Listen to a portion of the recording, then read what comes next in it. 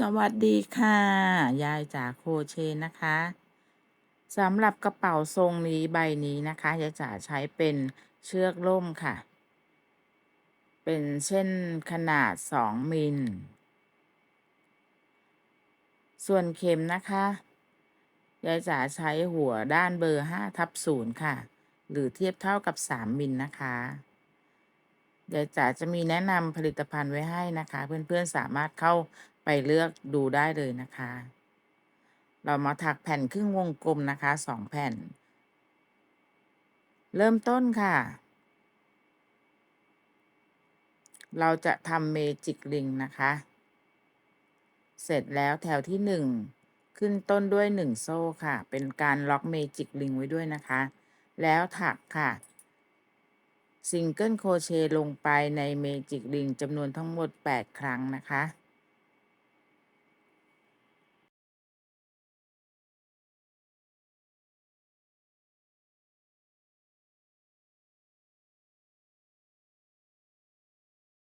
เมื่อครบ8ครั้งค่ะ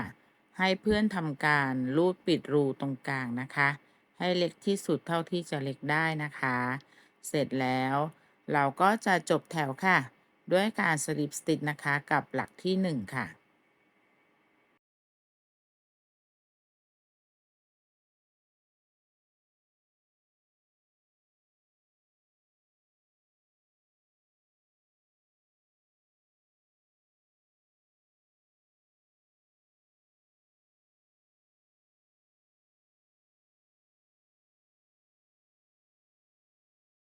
มาเริ่มต้นแถวที่2นะคะด้วย1โซ่แล้วต่อด้วยการถักซิงเกิลโครเชต์นะคะลงไปในหลักที่1ค่ะหลักที่เราเชื่อมนะคะเราถักลงไป1ครั้งนะคะในหลักแรกตรงนี้แล้วเราจะถักต่อไปค่ะอีกจำนวน4หลักนะคะถัดจากนี้ไป4หลักเราจะถักหลักละ2ครั้งนะคะ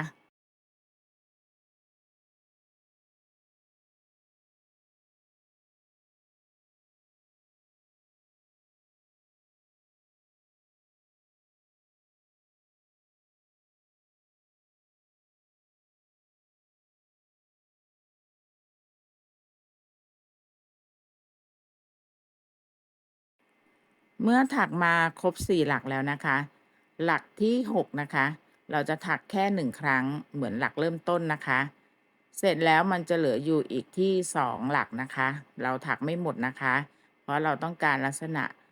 เป็นครึ่งวงกลม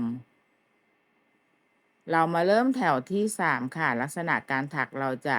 ขึ้น1โซ่แล้วพลิกกลับชิ้นงานถักย้อนกลับนะคะ หลักที่1ค่ะเราจะทำ1ครั้ง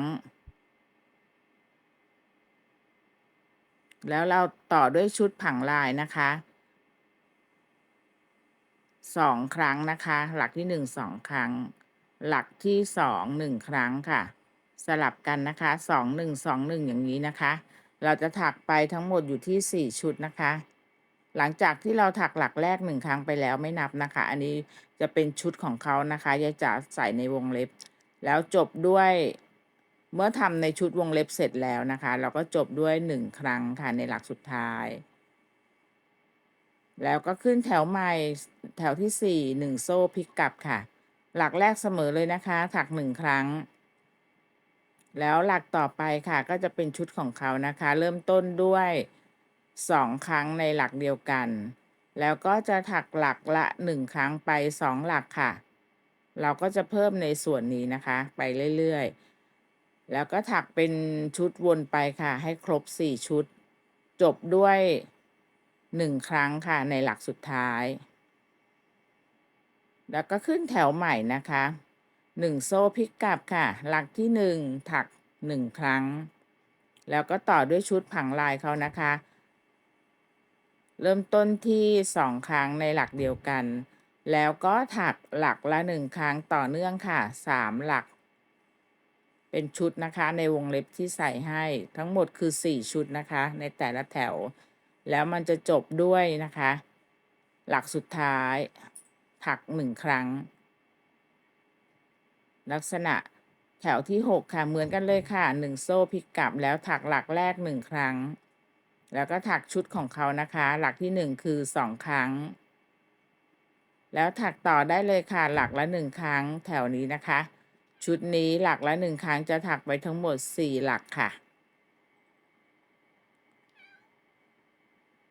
เราก็ถักไปนะคะให้ครบ4ชุดนะคะ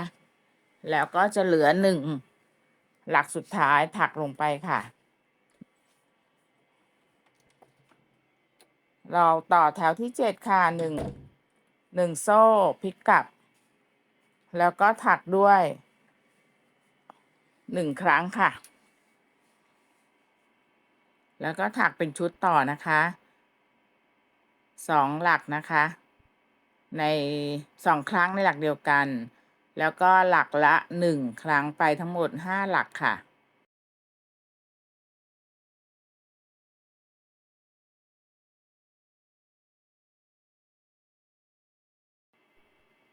เสร็จแล้วนะคะก็ถักต่อให้ครบค่ะจบแถวตรงนี้แล้วก็จบด้วย1หลักนะคะหลักสุดท้ายถัก1ครั้งมาต่อกันแถวที่8ค่ะสำหรับแถวนี้นะคะเราจะไม่เพิ่มจำนวนหลักนะคะเพื่อไม่ให้งานเราย้วยจนเกินไปนะคะให้ถัก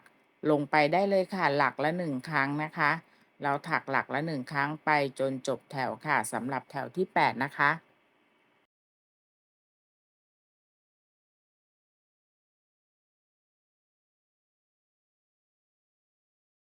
มาต่อกันแถวที่9ค่ะ1โซ่หมุนกลับนะคะ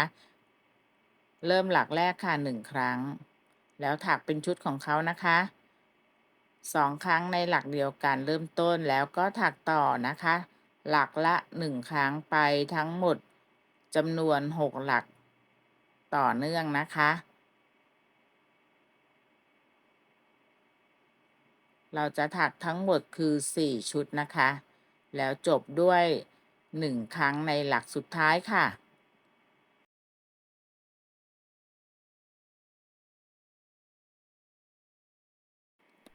แถวที่10นะคะเริ่มต้นที่1ครั้งค่ะแล้วก็ต่อด้วยชุดเขานะคะผังลาย2ครั้งในหลักเดียวกันเสร็จแล้วก็ต่อด้วย1หลักละ1ครั้งนะคะทั้งหมดสำหรับแถวนี้ในชุดนี้นะคะก็คือ7หลักต่อเนื่องค่ะเราถักวนไปทั้งหมดก็คือ4ชุดแล้วจบด้วย1ครั้งในหลักสุดท้ายนะคะ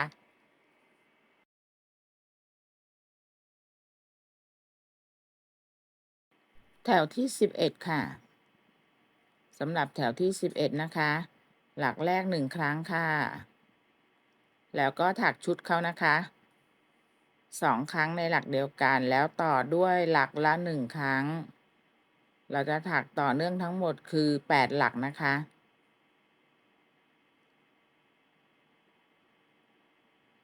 เราจะถักไปทั้งหมด4ชุดเหมือนเดิมแล้วก็จะเหลืออยู่1หลักสุดท้ายนะคะถักลงไป1ครั้งค่ะ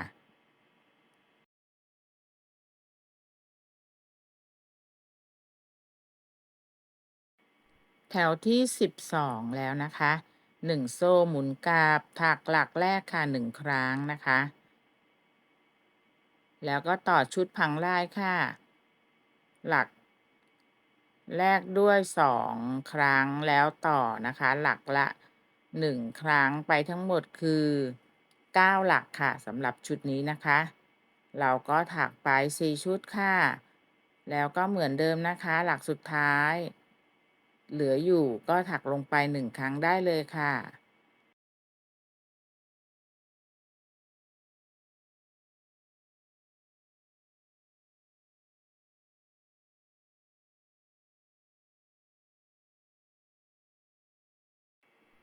เราถักทั้งหมดอยู่ที่12แถวนะคะตรงนี้แล้วเรามาถักเก็บขอบตรงนี้นะคะ เมื่อจบครบแล้วที่12แถวนะคะเราก็จะมาเก็บขอบค่ะลักษณะถักนะคะเราใช้ลายซิงเกิลโครเชต์ค่ะเราจะถักลงไปในทุกๆหลักนะคะส่วนตำแหน่งที่จะ แทงเข็มลงไปนะคะ ให้เพื่อนๆดูจากในคลิปได้เลยนะคะว่าจะจัดแทงลงไปตำแหน่งไหนนะคะ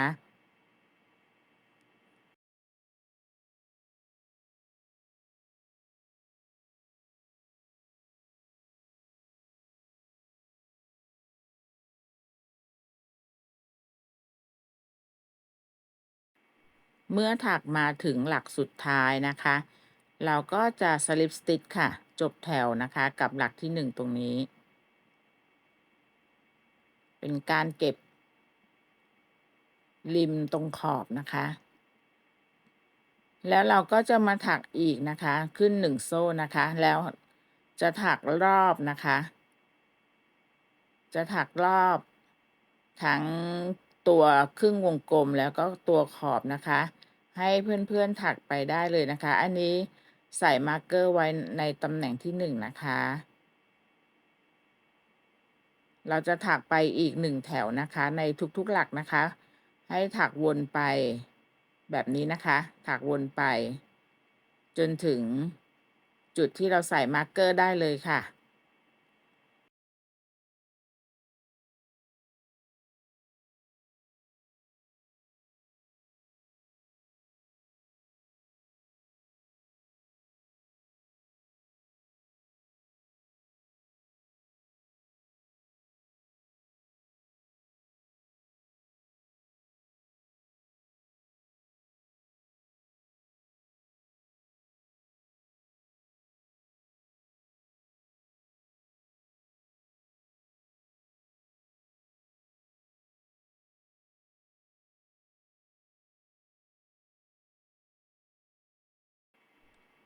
เมื่อเราถักครบแล้วนะคะ วนมาก็ตัดปลายไหมได้เลยค่ะ เสร็จแล้วเราก็ทำการเก็บปลายไหมนะคะ เข้ากับหลักที่1ให้เรียบร้อยค่ะ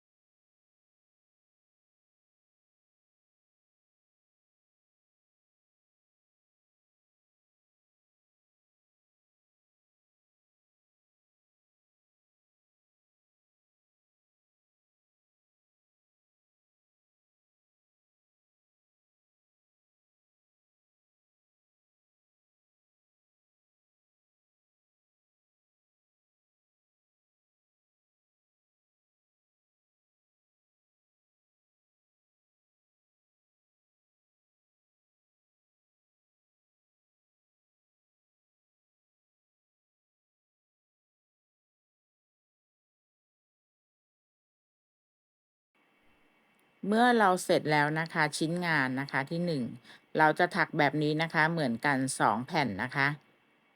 เราจะถักเหมือนกัน2แผ่น เสร็จแล้วนะคะ เราจะมากำหนดจุดนะคะ โดยใส่มาร์กเกอร์ไว้นะคะณตำแหน่งที่เดี๋ยวเราจะมาถักประกบกันนะคะ เพื่อนๆหาตำแหน่งให้ตรงกันนะคะ นับจำนวนหลักให้เท่ากันนะคะ แล้วก็ใส่มาร์กเกอร์ไว้ได้เลยค่ะ จะเป็นตำแหน่งที่เราจะมาถักเชื่อม2แผ่นเข้าด้วยกันนะคะ ตรงนี้ เพื่อนๆใส่มาร์กเกอร์นับหลักด้วยนะคะว่าจะต้องเท่ากันนะคะ ไม่งั้นกระเป๋าเราจะเบี้ยวนะคะ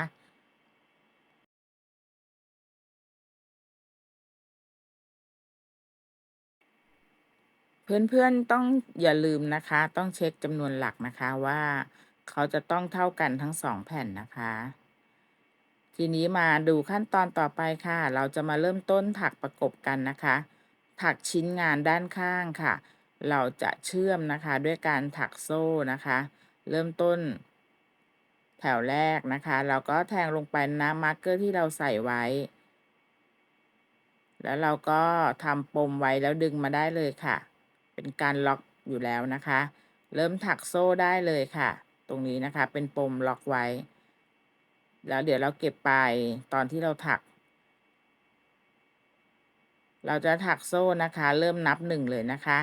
ถักทั้งหมดอยู่ที่จำนวน20โซ่ค่ะซึ่งตรงนี้นะคะเพื่อนๆสามารถขยายได้หรือลดขนาดด้านข้างนะคะชิ้นนี้ได้นะคะความกว้างของด้านข้างกระเป๋าตามที่ต้องการได้นะคะถ้าเท่ายายจ๋าเลยก็คือให้เพื่อนๆถักไปที่ความยาวโซ่20โซ่ค่ะเมื่อเราได้ครบแล้วนะคะ20โซ่ตรงนี้เราก็นำไปถักลงนะคะ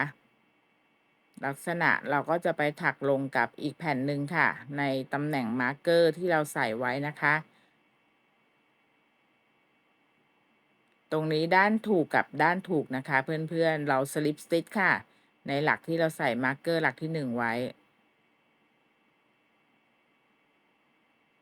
เราถักเชื่อมกันเสร็จแล้วนะคะเราจะถักย้อนกลับมานะคะบนเส้นโซ่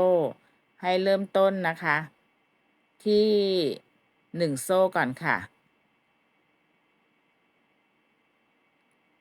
เสร็จแล้วนะคะเราก็จะถักลงไปบนเส้นโซ่ที่เราถักมา20โซ่นะคะแพทเทิร์นในการถักย้อนกลับไปนะคะ4หลักแรกเราจะถักด้วยการทำสลิปสติ t ค่ะสลิปสติ t ก็คือการแทงเกี่ยวไหมผ่านตลอดนะคะแบบนี้ทั้งหมด4หลักนะคะเมื่อเสร็จแล้วค่ะเราก็จะต่อด้วยลายซิงเกิลโครเชต์นะคะตรงนี้ได้สลิปสติ t 4แล้วเราก็ต่อด้วยซิงเกิลโครเชต์เราถักต่อไปทั้งหมดนะคะสำหรับซิงเกิลโครเชต์เราจะถักทั้งหมด12หลักนะคะซิงเกิลโครเชต์ก็คือการที่เราแทงลงไปเกี่ยวไหมมามี2ห่วงแล้วเราก็ปลดนะคะแค่นั้นเองทั้งหมด12หลักถักต่อเนื่องค่ะ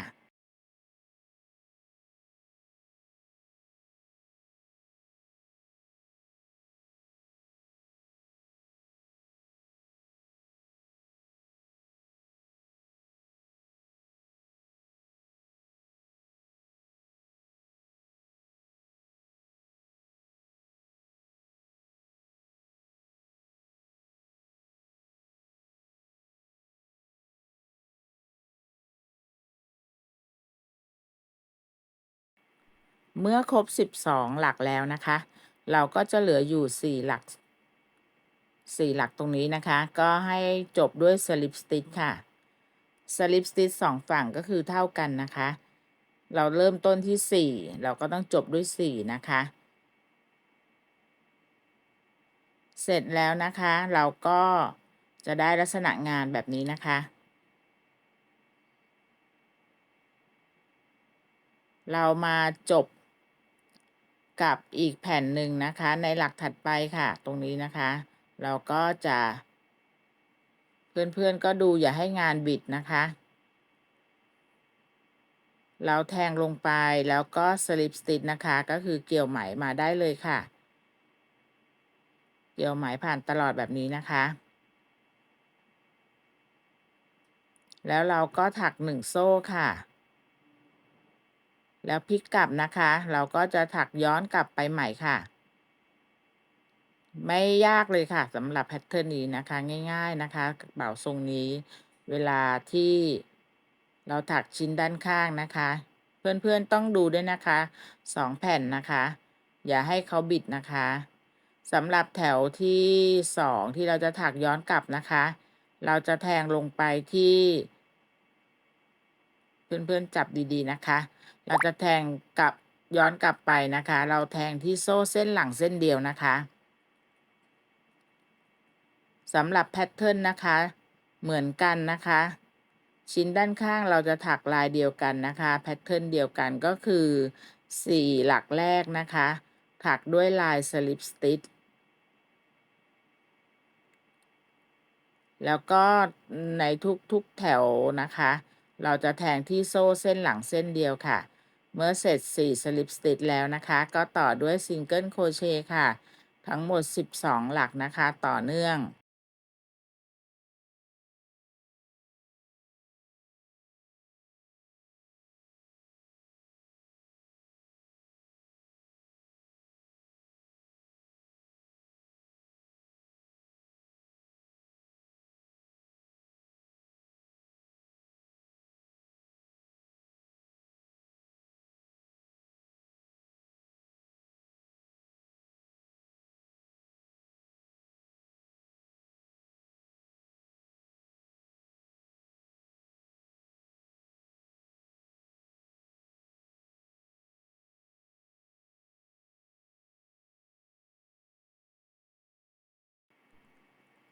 เสร็จแล้วนะคะก็เหลือ4หลักค่ะเหมือนเดิมค่ะ4หลักที่เหลือก็ถักด้วย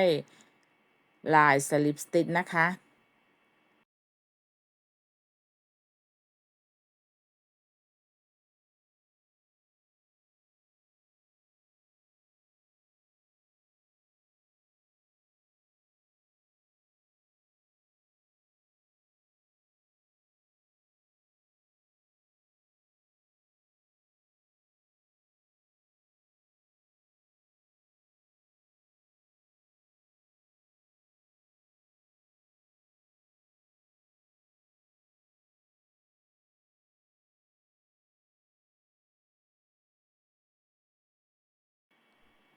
เสร็จแล้วเราก็มาแทงลงในหลักถัดไปนะคะของแผ่นอีกแผ่นงานหนึ่ง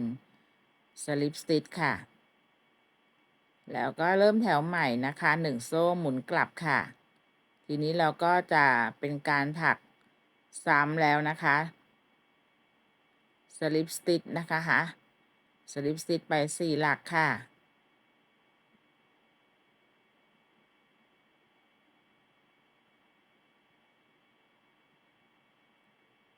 สำหรับกระเป๋าใบนี้นะคะตัวขนาดนะคะยายจะปรับขนาดขึ้นมาเพื่อให้สามารถใส่ตัวโทรศัพท์มือถือได้นะคะแต่ถ้าเพื่อนๆต้องการใบเล็กกว่านี้ก็ปรับจำนวนแถวนะคะไม่ต้องถักแผ่นกระเป๋าให้ใหญ่เท่ายายจากก็ได้นะคะหรือจะลดทางด้านข้างลงนะคะที่เป็นตัวเชื่อมอันนี้ปรับแพทเทิร์นได้เองเลยนะคะเมื่อเราถักวนมาจนถึงแถวสุดท้ายแล้วนะคะที่เราจะถักประกบกันด้านข้างนะคะเราก็ถักไปให้ถึงที่เราใส่มาร์กเกอร์ไว้นะคะ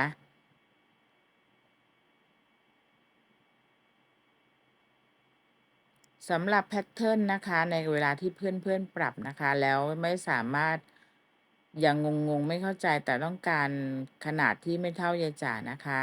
ก็ลองสอบถามมาโดยพิมพ์ถามเข้ามาในช่องแสดงความคิดเห็นได้นะคะเดี๋ยวยายจ๋าจะกลับไปเข้าไปตอบให้นะคะเมื่อเราเสร็จที่แถวสุดท้ายแล้วลักษณะกระเป๋าที่ได้นะคะจะเป็นทรงครึ่งวงกลมนะคะตรงนี้ เสร็จแล้วเดี๋ยวเราจะมาถักลายริมปากกระเป๋านะคะอีก2แถวนะคะโดยที่แถวแรกเราจะถักด้วยลายซิงเกิลโครเชต์นะคะแล้วอีก1แถวเราจะถักด้วยลายสลิปสติชนะคะเพิ่มขอบกระเป๋าให้เขามีความหนาขึ้นมานะคะเพื่อนๆ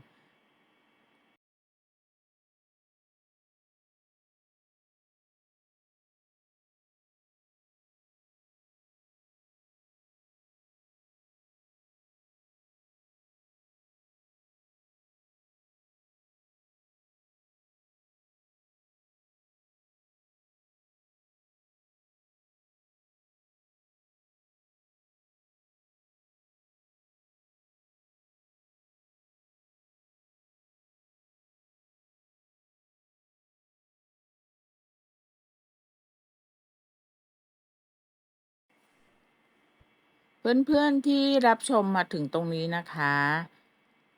ยายจ๋าขอกำลังใจด้วยนะคะอย่าลืมส่งกำลังใจให้ยายจ๋าด้วยนะคะการส่งกำลังใจให้ไม่ยากเลยค่ะให้เพื่อนๆกดไลค์นะคะง่ายๆค่ะกดไลค์แล้วก็กดแชร์เพื่อที่จะเพิ่มค่าการมองเห็นช่องยายจ๋านะคะให้กับคนอื่นๆนะคะเพื่อนท่านอื่นๆที่ยังไม่เคยเข้ามารับชมนะคะฝากเพื่อนๆแชร์ให้ยายจ๋าด้วยนะคะขอบคุณล่วงหน้านะคะสำหรับกำลังใจค่ะขั้นตอนนี้ก็ไม่ยากแล้วนะคะเพื่อนๆก็ถักเก็บขอบค่ะถักซิงเกิลโครเชต์วนไปนะคะในทุกๆหลักนะคะตรงนี้ถักวนไปได้เลย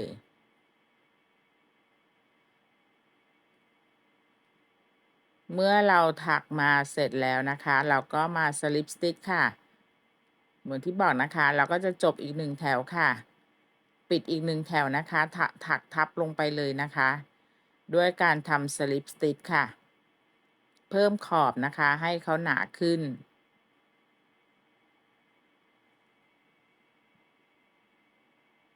สำหรับเพื่อนๆนะคะถ้ามีเพื่อนใหม่ที่เพิ่งเข้ามารับชมช่องยายจ๋านะคะแล้วดูมาถึงตรงนี้นะคะยายจ๋าฝากด้วยนะคะอย่าลืมกด Subscribe นะคะแล้วก็กดกระดิ่งแจ้งเตือนไว้ด้วยนะคะเมื่อเราถักมาถึงหลักสุดท้ายนะคะตรงนี้เพื่อนๆก็ตัดปลายไหมได้เลยค่ะเราก็จะเห็นว่าขอบเขาจะดูมีความหนาขึ้นมานะคะเสร็จแล้วเราก็จะใช้ตัวเข็มสำหรับเย็บตรงนี้นะคะมาช่วยในการเก็บปลายไหมให้เรียบร้อยค่ะหลักสุดท้ายนะคะเราเก็บเข้ากับหลักแรกให้เรียบร้อยค่ะ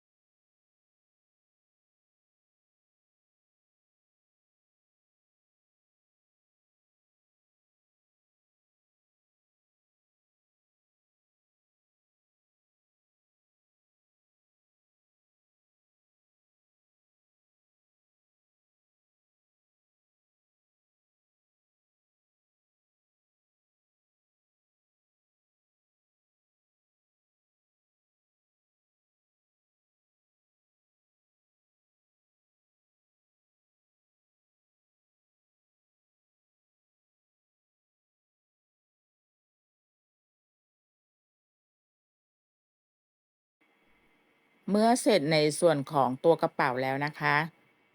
ชิ้นส่วนต่อไปเราจะถักในส่วนของปากกระเป๋านะคะตรงนี้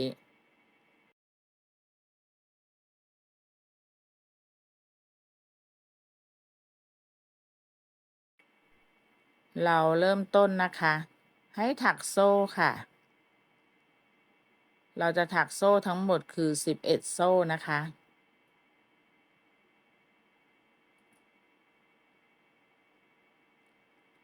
เมื่อได้ความยาวที่11โซ่แล้วค่ะเราก็จะถักลายซิงเกิลโครเชต์ย้อนกลับมานะคะเราจะถักย้อนกลับมาแถวที่1นะคะแพทเทิร์นนะคะถักซิงเกิลโครเชต์หลักละ1ครั้งลงบนเส้นโซ่นะคะเราจะถักมาที่9หลักค่ะถักมาที่9หลักนะคะ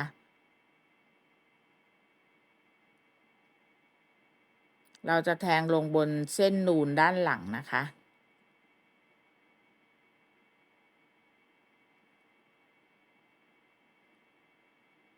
เมื่อถักมาที่9หลักแล้วนะคะเราจะเหลือโซ่อีก1หลักนะคะหรือ1โซ่เป็นหลักมุมเราจะตรงนี้นะคะ9แล้วเราก็จะเหลือ1เราจะถักลงในหลักมุมที่จำนวน3ครั้งนะคะในหลักเดียวกันค่ะ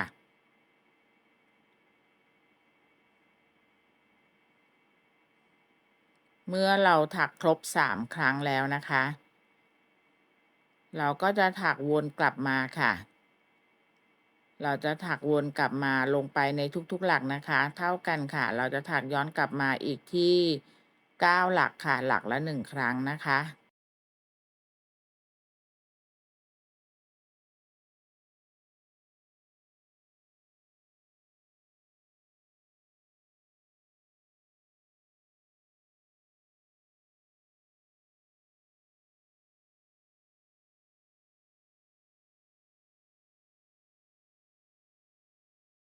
เมื่อครบแล้วนะคะ1แถวค่ะลักษณะงานที่ได้ค่ะแบบนี้นะคะ9หลักเท่ากันนะคะ2ฝั่งต่างแล้วก็หลักมุม3หลักนะคะ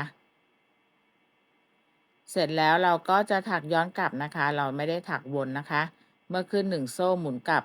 แล้วเราก็จะถักหลักละ1ครั้งมาทั้งหมดคือ9หลักนะคะสำหรับแพทเทิร์นตรงนี้นะคะตัวฝากระเป๋าจะเป็นลักษณะที่เราถักด้านข้าง2ข้างเท่ากันนะคะ9หลัก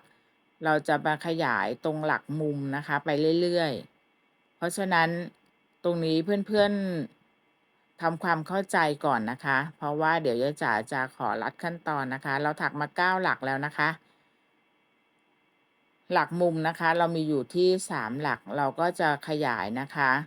สำหรับแถวที่2เราขยายหลักมุมไปโดยการถักลงไปหลักละ2ครั้งนะคะ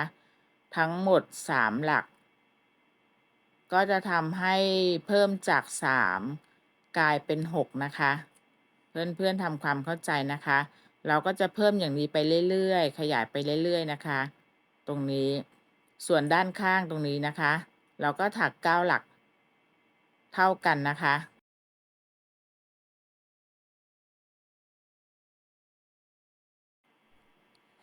ให้เพื่อนๆถักมาจนจบนะคะตรงนี้เสร็จแล้วก็ถักโซ่1มาแล้วก็ย้อนถักครบมานะคะที่9หลักเหมือนกันนะคะแล้วก็มาดูแถวตรงมุมนะคะหลักมุมเราก็จะขยายแพทเทิร์นนะคะหลักที่1ถัก1ครั้งหลักที่2ถึงจะถัก2ครั้งนะคะตอนนี้หลักมุมเรามีอยู่ที่6หลักนะคะเพราะฉะนั้นแพทเทิร์นก็คือ1 2 1 2 1 2นะคะ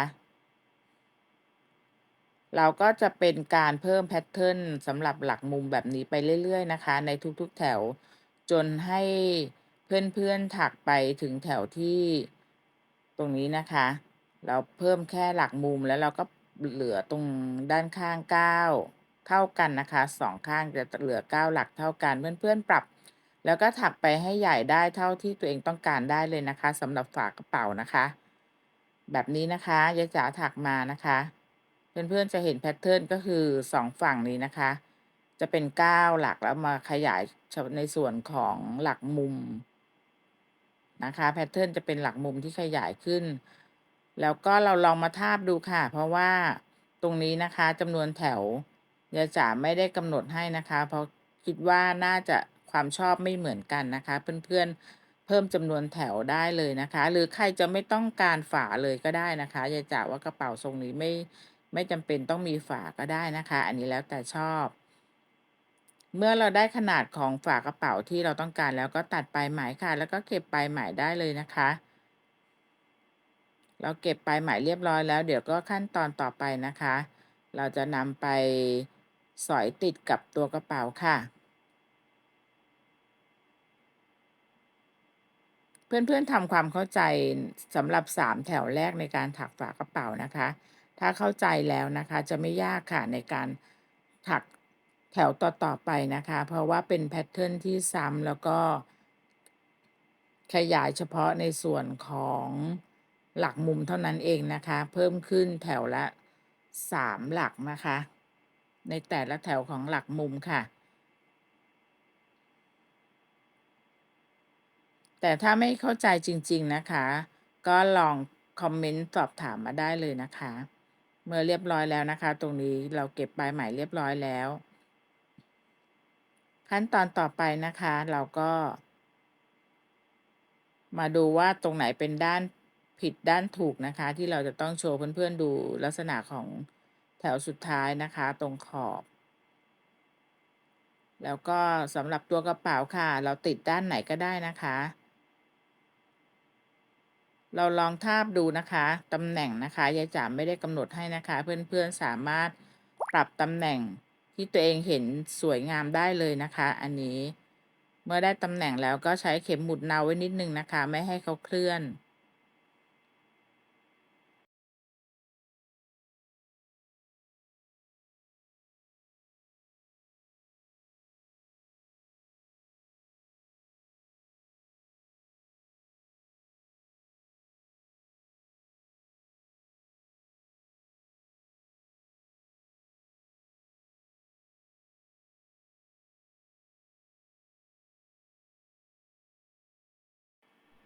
สำหรับตำแหน่งนะคะ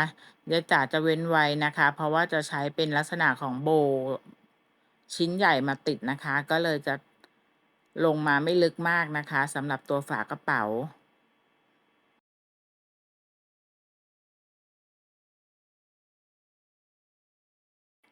ฝากระเป๋ายายจ๋าก็จะใช้เป็นกระดุมสอย4ขาแบบนี้นะคะมาเย็บติดค่ะ ส่วนตัวการสอยนะคะยายจ๋าใช้เป็นเอ็นใสแบบไม่ยืดนะคะ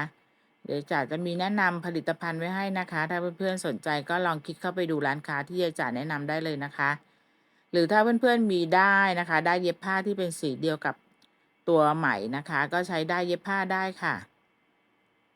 ทีนี้ยายจ๋าจะขอข้ามขั้นตอนพวกนี้ไปเลยนะคะ เพราะคิดว่าเพื่อนๆน่าจะพอทำได้นะคะ เมื่อเรียบร้อยแล้วค่ะ เราติดกระดุม ติดตัวฝากระเป๋านะคะ แล้วก็ติดโบว์นะคะ ส่วนในคลิปการถักโบใหญ่ยายจ๋ามีทำคลิปสอนไว้ให้แล้วนะคะ ในคลิปที่ผ่านมานะคะ เพื่อนๆย้อนกลับไปดูได้เลยนะคะ ส่วนสายกระเป๋าก็เหมือนกันค่ะยายจ๋ามีสอนไว้ให้แล้วนะคะ เป็นลายตะขาบใหญ่นะคะ แล้วก็นำมาเกี่ยวกับตัวด้านข้างกระเป๋าแค่นี้เองค่ะ สายยาวสายสั้นก็แล้วแต่เพื่อนๆเลยนะคะ ตามความชอบค่ะ สำหรับขนาดของกระเป๋าใบนี้นะคะ สามารถใส่ตัวโทรศัพท์มือถือได้นะคะในแนวแนวนอนนะคะ เดี๋ยวยายจ๋าวัดให้ดูค่ะ แต่ถ้าเพื่อนๆมองว่ามันใหญ่เกินไปนะคะ ไม่ต้องการใช้ใส่โทรศัพท์มือถือนะคะ ก็ปรับขนาดได้ค่ะ อันนี้นะคะยายจ๋าถักมานะคะ วัดเป็นหลักนิ้วนะคะ อยู่ที่เกือบ9 นิ้วเลยนะคะ ความกว้าง ส่วนความสูงค่ะ นี่นะคะ จะอยู่ที่ประมาณเกือบ6 นิ้วนะคะ ฝากไว้อีก1 คลิปนะคะ อย่าลืมติดตามคลิปต่อไปด้วยนะ